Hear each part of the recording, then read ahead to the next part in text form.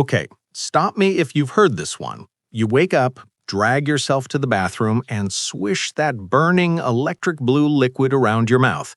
It's the universal sign of, I am clean. But what if I told you that exact same liquid, and I mean the exact same chemical formula, was originally sold to mop dirty floors?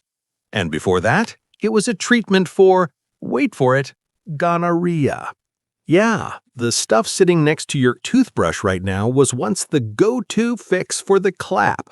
It sounds insane, like internet conspiracy insane, but it's actually documented historical fact.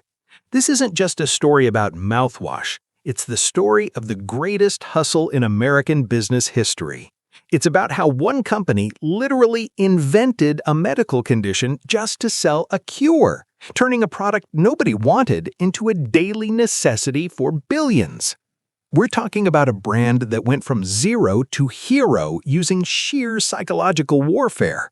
They convinced an entire generation that they were social lepers if they didn't gargle acid. They printed money for decades, but then they got lazy. They ignored the villain creeping up right behind them, a villain that smelled like mint, tasted like candy, and promised to destroy them.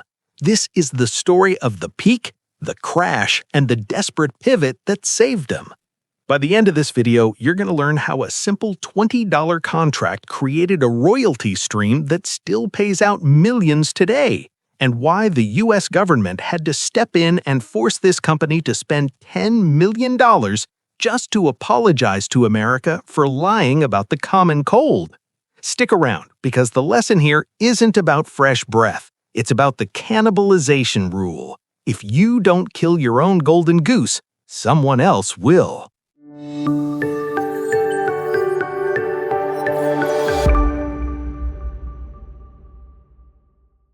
Let's rewind to 1879, St. Louis, Missouri. We've got Dr. Joseph Lawrence. He's obsessed with Sir Joseph Lister, the guy who proved germs are real.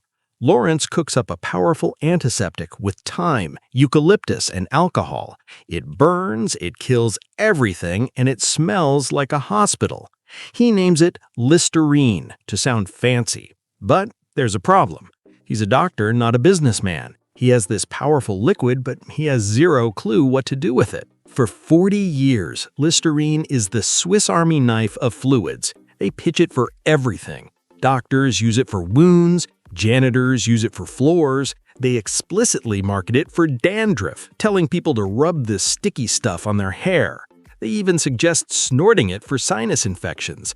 It was a product having a massive identity crisis. It was a solution in search of a problem. And yes, the gonorrhea thing. In the 19th century, before antibiotics, the clap was a rampant problem. Listerine was marketed as a discreet injection for private cleaning.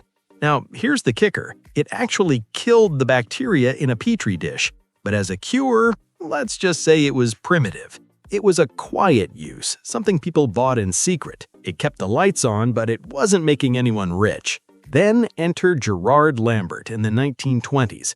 This guy is a marketing genius. He wants to take this medical sludge mainstream. He asks the company chemist, what does this stuff actually do best? The chemist says it kills mouth germs. Lambert asks, is there a medical name for bad breath? The chemist finds it in a dictionary, halitosis. Lambert didn't see a Latin word, he saw a weapon. See, before the 1920s, bad breath was just bad breath. Nobody cared. It wasn't a social crime. Lambert decided to medicalize it. He launched the halitosis appeal. The ads were brutal. They told Americans, you were popular, you were pretty, but you are secretly disgusting, and your friends are too polite to tell you. They weaponized social anxiety. They sold insurance against loneliness. The most famous victim was Edna. The ad said Edna had it all: looks, money, charm. But she was often a bridesmaid, never a bride. Why? Halitosis. She was going to die alone because her breath stank. It was ruthless, but it worked. It created a binary choice: use Listerine or die alone. Suddenly, mouthwash wasn't medicine, it was a cosmetic necessity like soap.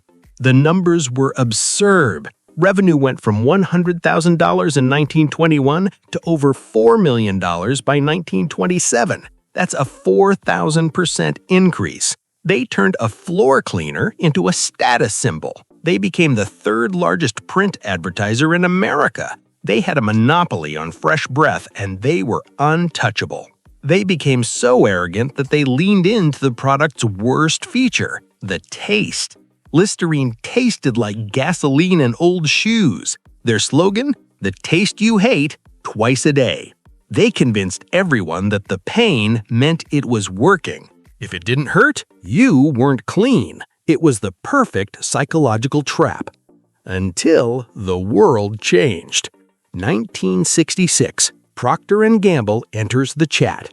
They launch Scope. Scope had a revolutionary idea. What if mouthwash didn't taste like poison? What if it tasted good? Scope came out swinging with a minty green liquid and a slogan that was a direct sniper shot at Listerine.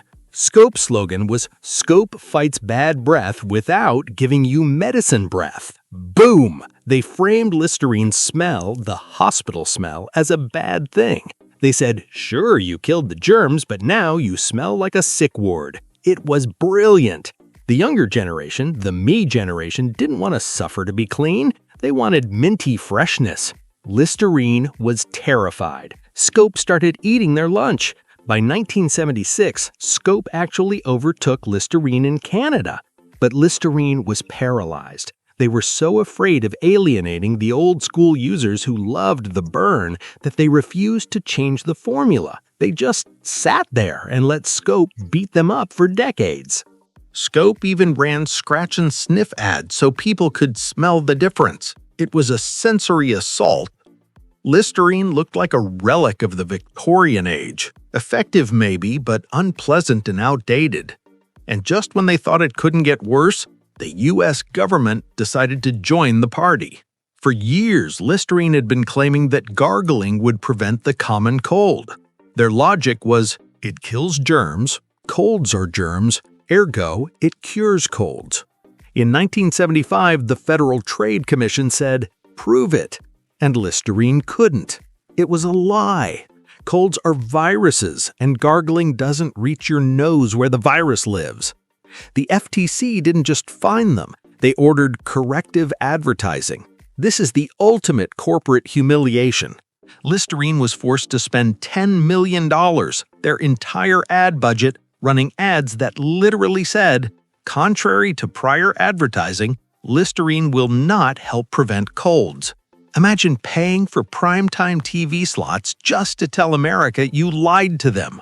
It was a disaster. The brand was dusty, it tasted bad, and now it was a proven liar. They were in a death spiral. And before we see how they clawed their way back, do me a solid and hit that subscribe button. We're trying to build our own empire here, and we promise not to lie to you about curing colds. All right, back to the resurrection. It's the 1980s. Listerine executives are facing the classic Innovator's dilemma. They know they need a mint flavor to fight Scope, but they're terrified of cannibalization. They think, if we launch a good-tasting blue version, aren't we admitting the gold version sucks? Won't our loyal users switch and we just lose money? This fear paralyzed them for 20 years. But in 1992, with market share bleeding out, they finally broke the glass. They launched Cool Mint Listerine. It was blue, it was minty, it didn't taste like old shoes. It was a gamble that could have destroyed the brand's medical identity. And guess what? It didn't kill them. It saved them. It turned out people didn't switch from gold to blue. New people started buying blue. People who hated the burn but wanted the brand. They didn't cannibalize their sales, they expanded the entire category. This launch effectively ended the flavor war and put Listerine back on top. And here's the crazy full circle moment. Remember the gonorrhea claim from the 1800s? In 2016, scientists in Australia actually tested it. They found that gargling Listerine significantly reduced gonorrhea bacteria in the throat compared to saline. The snake oil claim was actually true all along. It just took science 130 years to catch up to the hustle. The lesson here isn't about hygiene, it's about survival. Listerine survived 140 years because they were willing to pivot. From floor cleaner to gonorrhea cure, from medical antiseptic to cosmetic mouthwash, and finally from the taste you hate to Cool Mint. If you don't cannibalize your own business, someone else will do it for you. So, are you Team Gold, you masochists, or Team Blue? Do you believe the burn means it's working? Let me know in the comments. And if you enjoyed this deep dive into the weird history of simple things, smash that like button and share it with a friend who, well, maybe needs a hint. Catch you in the next one.